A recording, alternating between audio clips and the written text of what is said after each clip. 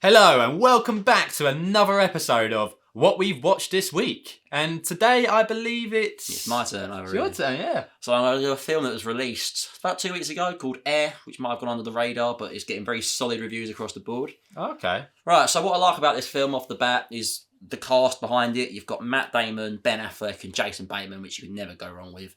You've also got Viola Davis and Chris Tucker as well, round out the cast. And the whole plot of the film is a very simple one. It's the Nike team from 1984 trying to sign up Micheal Jordon as their ambassador for their new basketball shoe.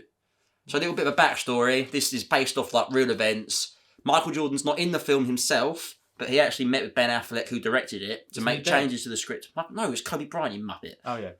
Different guy. But he ended up meeting with Ben Affleck and making some changes to the script to make it more realistic and based on true events.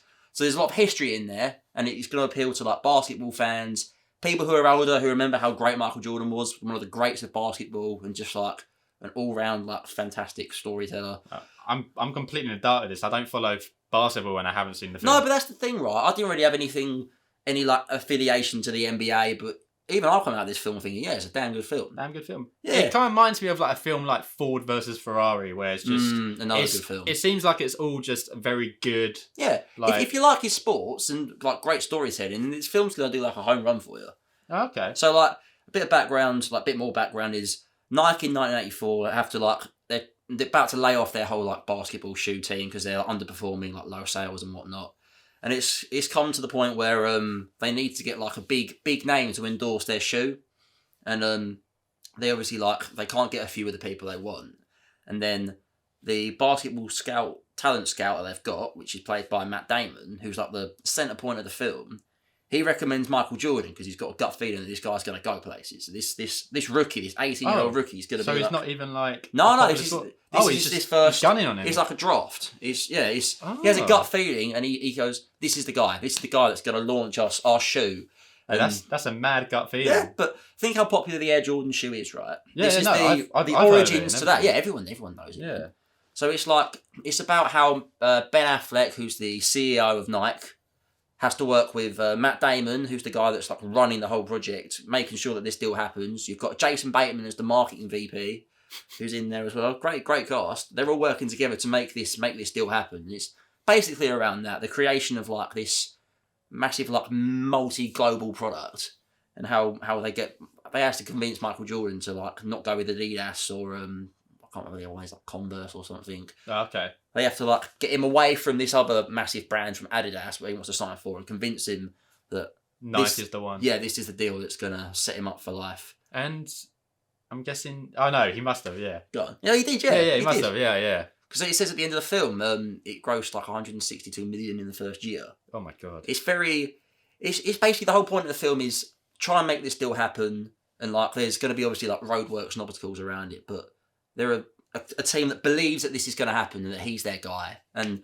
Matt Damon ends up going from like because the studio their what do you call it? Their headquarters is set in Oregon, and Matt Damon has to go to North Carolina to meet with Micheal Jordan's parents, who are getting a lot of interest from many different like brands to like endorse and sponsor them. Oh, okay. So they has to kind of like meet with the parents and try and see eye to eye with him, and it's a very like candid, very like respectful meeting, but it's also very good. He goes, look, this is how the meeting at Adidas is going to go, and this is how the meeting at Converse is going to go, but this is what I can do for you.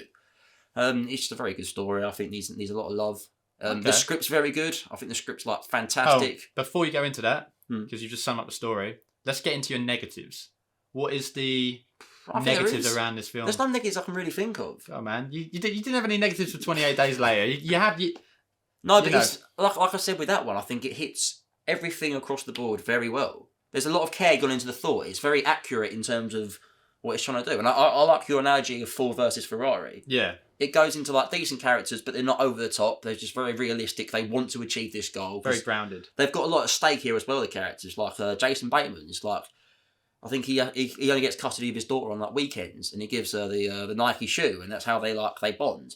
Matt Damon's career's on the line because he's like failed a few times, but he knows that this is the one that's going to succeed and make a lot of money, and like I don't know, it's just very good characters. Film. Yeah, reminds me of also like the film Sully in some other bit, like a historical event, and it's like all good characters, just a good movie all round. Yeah, It's just a very good story, very good characters who like know what needs to be done, and they go out and leave nothing at the table. It's like a historic event as well. I just really like it. Fair. So you have no weaknesses for this film? There's no obvious weaknesses. Like, maybe the fact that Micheal Jordon wasn't in it himself, but he had enough. No.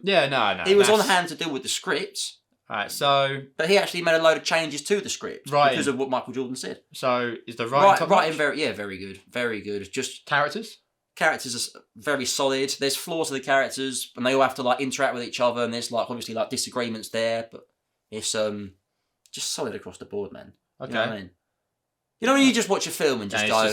Just really good very film. good, yeah. Really good. I think it deserves all the praise it's get. It's like 91% on Rotten Tomatoes at the minute. Oh wow, that's high. Yeah, it's doing very well. Interesting thing was it was meant to be picked up by Amazon because the test screens went so well they just went straight to theatre.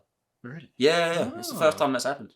Okay, so we've got apparently it has no weaknesses, but give me your positives. What is like the big things you can just take away from this the film? whole package was just like very, very concisely done. There's no real loose ends. There's like just hits like high across the whole board. It's like here's the goal, and it's about getting to that goal, and it's I don't know, man. If you're a fan of like marketing and the kind of ins and outs of how the industry works, of like a big business like Nike and how they make these deals happen, it's just. I guess from if a businessman. Matt Damon leads the film essentially. He's the guy that makes it happen. But he's just a great actor. Very respectful character. The whole thing's treated with the respect it needs. Fair. And it just you can come out of it thinking, very good film. I enjoyed watching it. You know. Okay, so pretty much it. That's pretty much it. Yeah, that's pretty much it. I just think people should watch it. Just people should watch it. Okay, very good film. Give me your rating. Ooh, 8.5. 8.5? Yeah, man, like very, very good film. There's no real flaws to it. It's not going to be like a blockbuster or film of the year, but it's just a very good film that needs to be watched. Okay.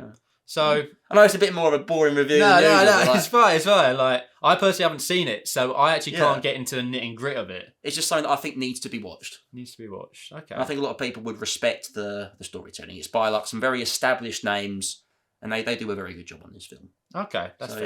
Yeah. Okay, so that's it. That's it. Okay. That's it. So that's a much more. Sometimes you just got to keep it concise. And just say, concise. Here's a good story. Go out and watch it. Just kind of like Yeah, it's just exactly like terrible pun, but this is what this channel's all about. So there we go. We embrace it.